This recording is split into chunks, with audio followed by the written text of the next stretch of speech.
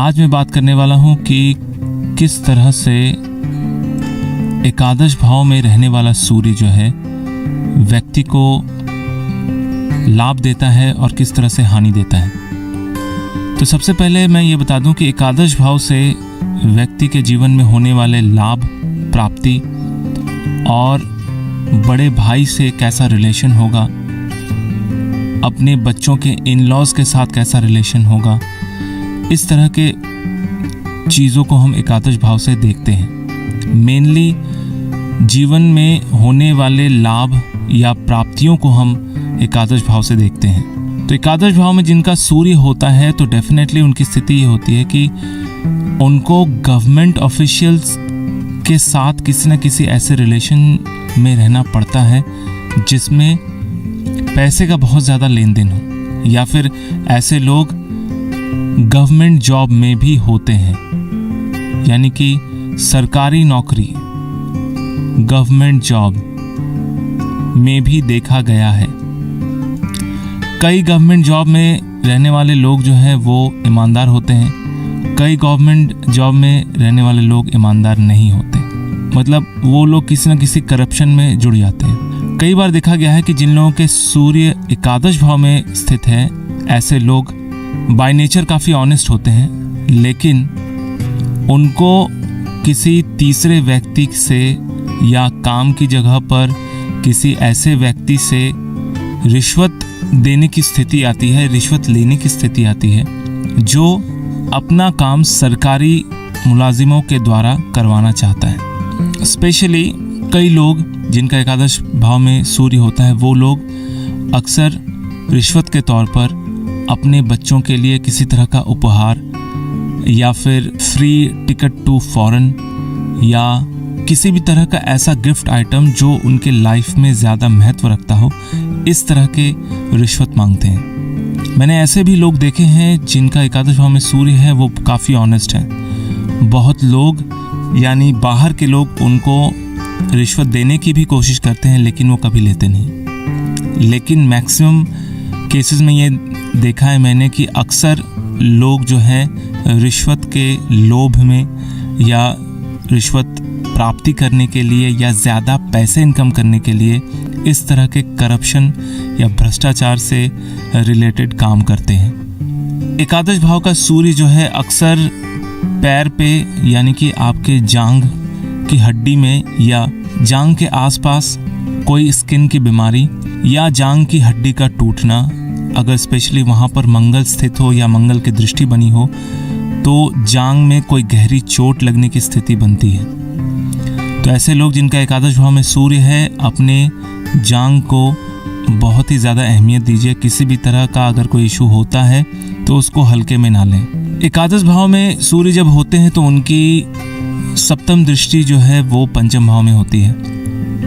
तो अक्सर देखा गया है कि ऐसे लोग अपने ऑपोजिट सेक्स के प्रति काफ़ी अट्रैक्टिव होते हैं, और इतना ही नहीं, अक्सर देखा गया कि ये किसी क्लोज फ्रेंड या हम उम्र के ऑपोजिट सेक्स के साथ बहुत ज़्यादा इंटीमेट हो जाते हैं। फॉर एग्ज़ाम्पल कि एक लड़का बचपन से ही अपनी ही उम्र की किसी लड़की से प्यार करता हो और बहुत लंबे समय तक अपनी नॉर्मल एज यानी समझदारी के एज तक आने तक प्यार करता है।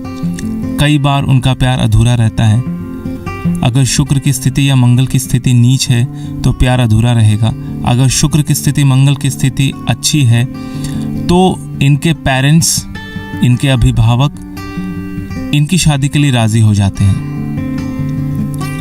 कई बार स्टेटस की वजह से इनके पेरेंट्स एक दूसरे से शादी करने से रोकते हैं या फिर इनकी शादी होने नहीं देते।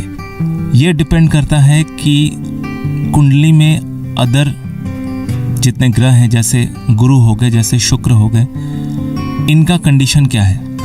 एकादश भाव का सूर्य जो है व्यक्ति को अपने क्लोज रिलेटिव, दोस्त या कज़न, कुछ ऐसे बचपन के दोस्त जो काफ़ी क्लोज रहे हैं, उनका साथ आजीवन मिलता रहता है। ये अपने रिलेटिव्स के साथ रहना पसंद करते हैं, उनके साथ अच्छे संबंध बनाए रखना पसंद करते हैं।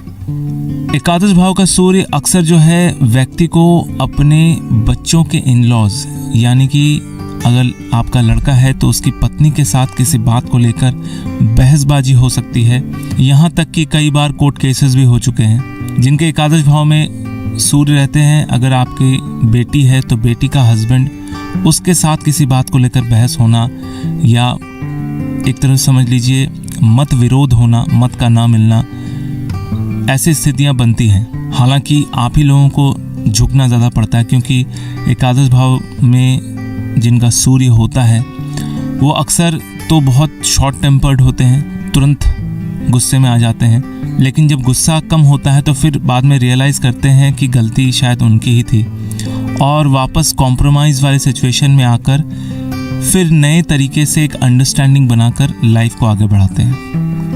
वो किसी भी चीज़ को पकड़ के नहीं रखते, जो भी दिमाग में आता है वो बिल्कुल स्पष्ट रूप से बोल देते हैं। एक तरह से समझ लीजिए कि एकादश का सूर्य व्यक्ति को स्पष्टवादी भी बनाता है।